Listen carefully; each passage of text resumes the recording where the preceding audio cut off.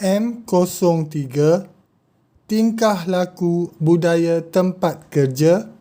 Submodul 3 Inisiatif dan fleksibiliti. Isi kandungan. Tujuan. Pengenalan. Yang pertama, tugas dan tanggungjawab. Yang kedua, konsep inisiatif dan fleksibiliti. Yang ketiga, fleksibiliti dalam amalan kerja. Yang keempat, petunjuk prestasi kerja. Yang kelima, amalan kerja dan kelancaran. Kertas penerangan ini bertujuan untuk menerangkan mengenai tugas, kerja-kerja alternatif, kesanggupan menerima tugas baharu dan fleksibiliti dalam amalan kerja. Pengenalan. Dalam mencapai matlamat organisasi, pekerja perlu komited dan bertanggungjawab terhadap tugasan yang diberikan. Mereka perlu berdaya saing dan mempunyai banyak penyelesaian kepada tugasan yang diberikan. Sekiranya terdapat tugasan baharu, pekerja perlu mempunyai kesanggupan menerimanya dan fleksibel menjalankan tugas tersebut. Tugas dan tanggungjawab Standard Operating Procedure (SOP). Terdapat perbezaan di antara tugas dan tanggungjawab. Tanggungjawab. Turut serta dalam keputusan berpasukan. Berkomunikasi dengan pelanggan. Dapatkan jajaran pasaran. Jalin hubungan dengan pihak media. Tugasan. Hadiri mesyuarat pasukan. Sediakan laporan bulanan. Tulis artikel untuk jurnal perdagangan. Buat siaran akhbar. Tanggungjawab ialah tahap tertinggi dalam pengurusan, manakala tugas pula bersifat khusus. Setiap tanggungjawab boleh disandarkan kepada 5 atau lebih tugasan. Jika satu tanggungjawab disisihkan dengan penjelasan yang wajar, ia akan menyebabkan banyak tugas lain terbantut. Tugas dilaksanakan untuk memenuhi tanggungjawab tersebut. Proses pengurusan prestasi yang berkesan yang menyokong prestasi boleh membantu pencapaian pekerja. Pembangunan dan kejayaan pekerja hanya boleh dicapai dengan melibatkan setiap orang dalam organisasi itu. Pekerja yang terlibat dan yang mendapat maklumat sewajarnya akan menghasilkan kerja yang baik di samping kadar penglibatan yang tinggi dan pengurusan prestasi yang lebih bermutu. Segala maklumat, arahan dan huraian tugas perlu disampaikan dengan jelas kepada semua yang terlibat. Setiap individu, sama ada eksekutif, pemimpin, pengurus, pekerja dan pegawai sumber manusia atau pemimpin kanan, perlu menyokong proses ini. Terangkan nilai dan faedahnya serta libatkan pihak lain. Buktikan sokongan pihak pengurusan melalui pelbagai saluran komunikasi dan perlu bersedia untuk berhadapan dengan persoalan dalam menguruskan komitmen organisasi bagi tugas dan proses itu. Asas prosedur operasi standard adalah seperti yang berikut. Yang pertama, tugas dan tanggungjawab pengurus. Pengurus perlu main peranan dan bertanggungjawab untuk mengenal pasti dan mengukuhkan prestasi pekerja, menentukan dan menggalakkan peningkatan. Semakan prestasi tugas dan tanggungjawab perlu dibuat dalam perbincangan dua hala secara berterusan. Pekerja seharusnya redha dengan markah dan maklum balas dalam penilaian prestasinya. Antara perkara yang perlu diberi perhatian oleh pengurus adalah: A. Gunakan proses pengurusan prestasi sebagai pendekatan untuk menyokong pembangunan dan peningkatan pekerja. B. Jika pekerja mendapati pihak pengurusan kurang berminat, mereka juga tidak akan menunjukkan minatnya. C. Apabila bercakap dengan ahli pasukan tentang proses, beri penekanan pada manfaatnya dan galakkan pekerja untuk mengaku dan berbangga dengan prestasi serta kemajuan yang telah mereka capai. Yang kedua, tetapkan jadual khusus untuk berbincang tentang prestasi pekerja bawahan. A. Adakan perbincangan ringkas secara tetap dan rekod pencapaian, kejayaan dan cabaran semasa ia berlaku, sementara maklumat itu masih segar dalam ingatan. Hal ini memungkinkan pemantauan yang lebih baik ke atas matlamat organisasi di samping menyediakan bimbingan yang perlu. Selain itu, perbincangan ini juga akan dapat mengurangkan bebanan dalam urusan penilaian prestasi tahunan. B. Gunakan penilaian prestasi tahunan untuk mengkaji semula pencapaian, rintangan, perkembangan dan latihan yang telah dibincangkan sepanjang tahun. Kemudian, gunakan maklumat ini sebagai panduan untuk menetapkan matlamat dan pelan pembangunan tahun berikutnya. Yang ketiga, sampaikan maklum balas secara tetap, positif dan membina. A. Beri maklum balas kepada pekerja secara peribadi dan tidak rasmi sekerap yang mungkin. B. Puji pekerja di hadapan rakan sebaya mereka. C. Buat nota prestasi setiap pekerja semasa sesi perbualan supaya boleh dibincangkan dan dikongsi dalam sesi berikutnya. D. Perlu diingat bahawa tujuan mendapatkan maklum balas ialah untuk menerangkan tingkah laku dan harapan yang diingini, bukan gelagat sebaliknya. Yang keempat, tentukan kemajuan matlamat. A. Dapatkan maklum balas daripada pekerja tentang kemajuan matlamat sekerap yang mungkin. Tawarkan tunjuk ajar dan bantuan atau semak semula matlamat jika perlu.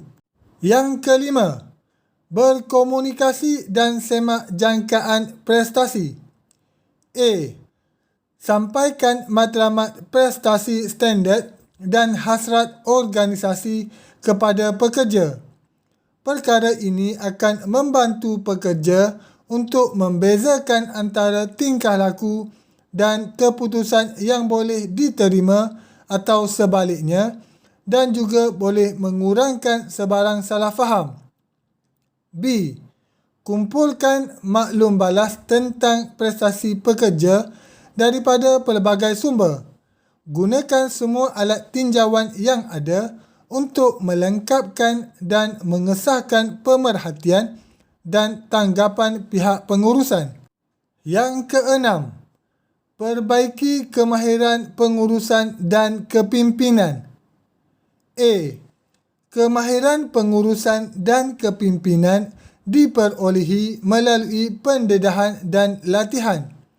Ia mengambil masa yang lama untuk menjadi seorang pengurus dan jurulatih yang cekap. Seseorang itu perlu melalui pelbagai rintangan untuk membina kemahiran ini. Yang ketujuh, mengurus perubahan generasi. A. Biasakan diri dengan keperluan pengurusan yang berbeza untuk generasi yang berbeza. B. Pekerja dari generasi alaf baru mungkin mempunyai keperluan dan harapan yang berbeza terhadap pengurus. Hasil kaji selidik menunjukkan pengurus memerlukan maklum balas dan pengesahan secara tetap dan mengharapkan kemajuan kerjaya yang pantas. Pekerja dari generasi yang lain pula mempunyai keperluan yang berbeza. Pengurus masa kini perlu mengetahui perkara yang boleh mendorong setiap pekerja dan menyesuaikan pendekatan pengurusan dengan sewajarnya. Yang ke-8, membimbing pekerja. A. Jadilah pembimbing yang baik kepada pekerja agar dapat mengukuhkan tahap komunikasi dua hala dan menambah baik sikap yang diingini. B. Beri bimbingan apabila ada tanda-tanda pada prestasi pekerja yang perlu diberi perhatian istimewa. C. Maklumkan kepada pekerja terlebih dahulu isu yang akan dibincangkan. D.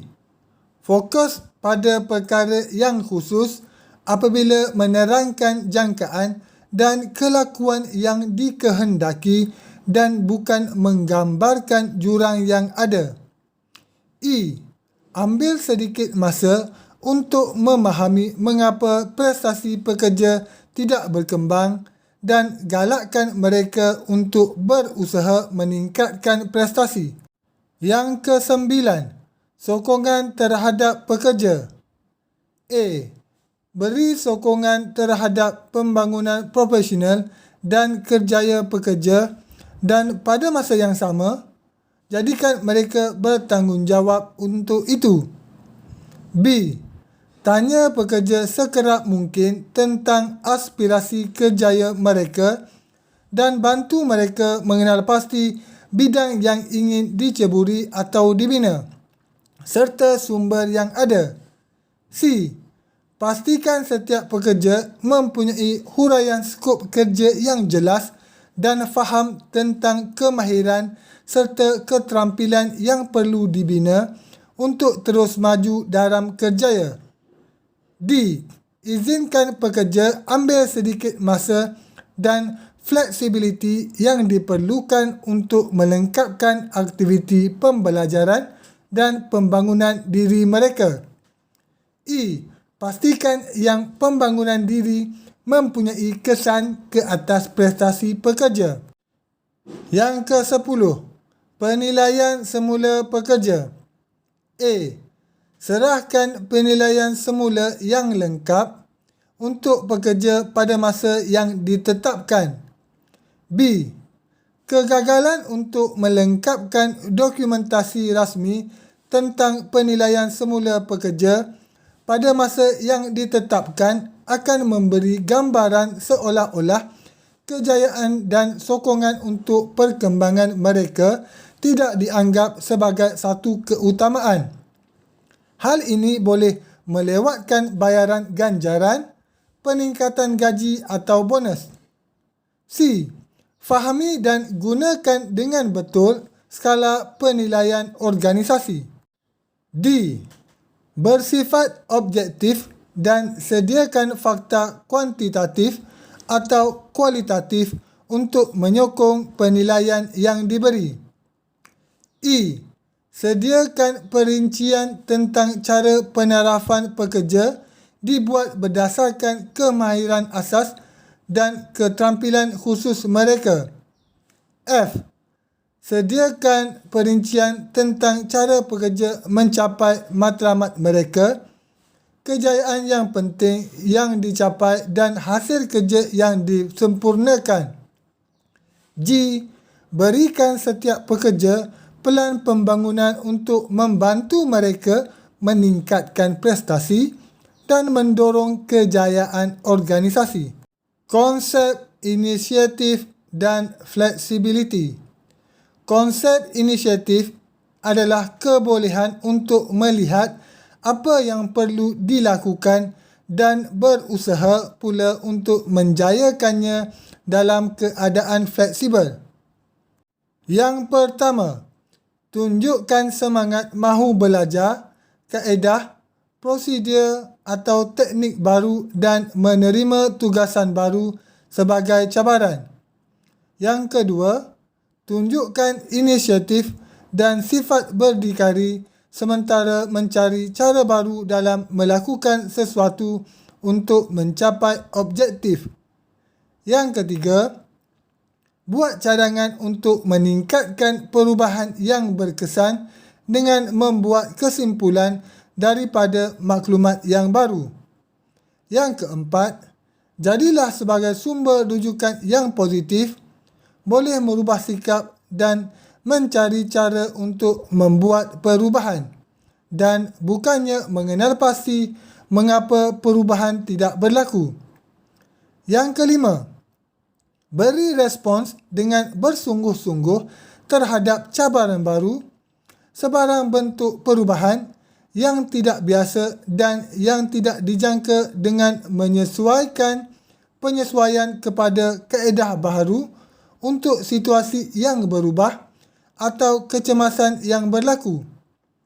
Yang keenam, anjakkan keutamaan untuk memenuhi tuntutan mengikut keadaan dan jangan risau untuk melakukan penambahbaikan.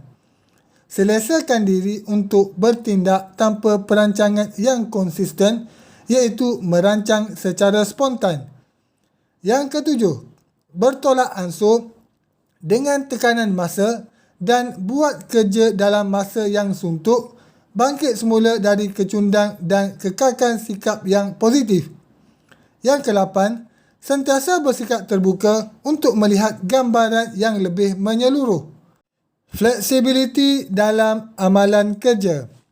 Fleksibiliti ialah keadaan apabila seseorang pekerja dan majikan membuat perubahan mengikut keperluan, mencari cara yang terbaik untuk memenuhi kehendak individu dan keperluan organisasi.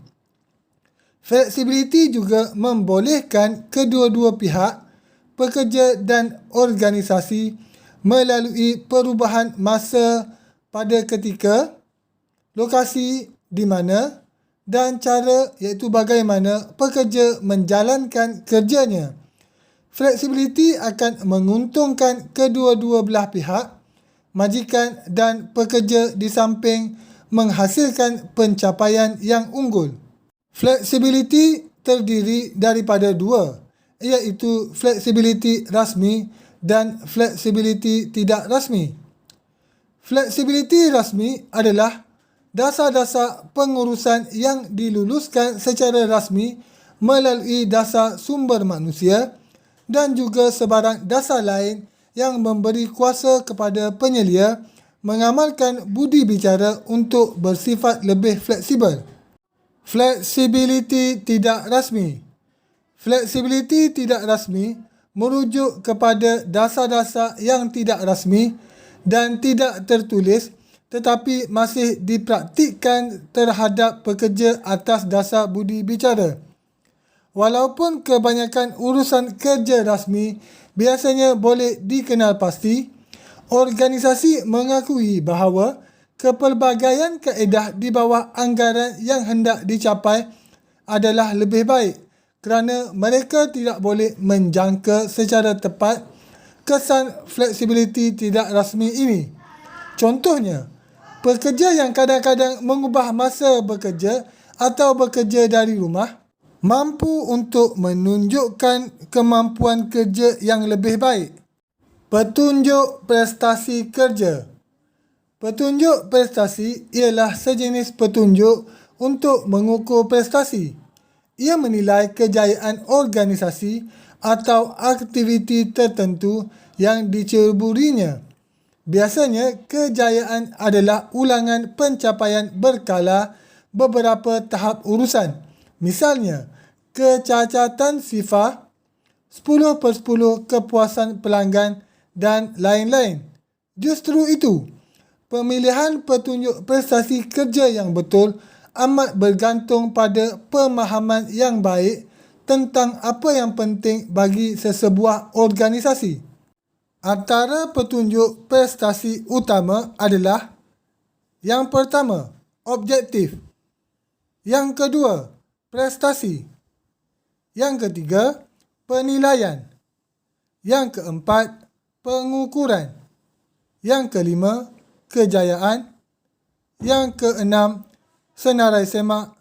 Yang ketujuh, strategi. Amalan kerja dan kelancaran. Amalan kerja ialah pendekatan cara kerja yang lazim dilakukan dalam syarikat atau organisasi tertentu. Ia merupakan strategi perniagaan yang baik untuk memastikan pekerja secara umumnya berpuas hati dengan keadaan kerja dan tempat kerja mereka.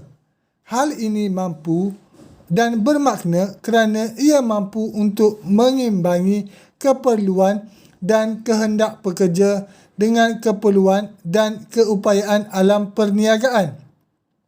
Kelancaran di tempat kerja bermakna mengintegrasikan dan menyampaikan kerja baru yang berkesan yang membolehkan organisasi dan pekerja mencapai matlamat organisasi.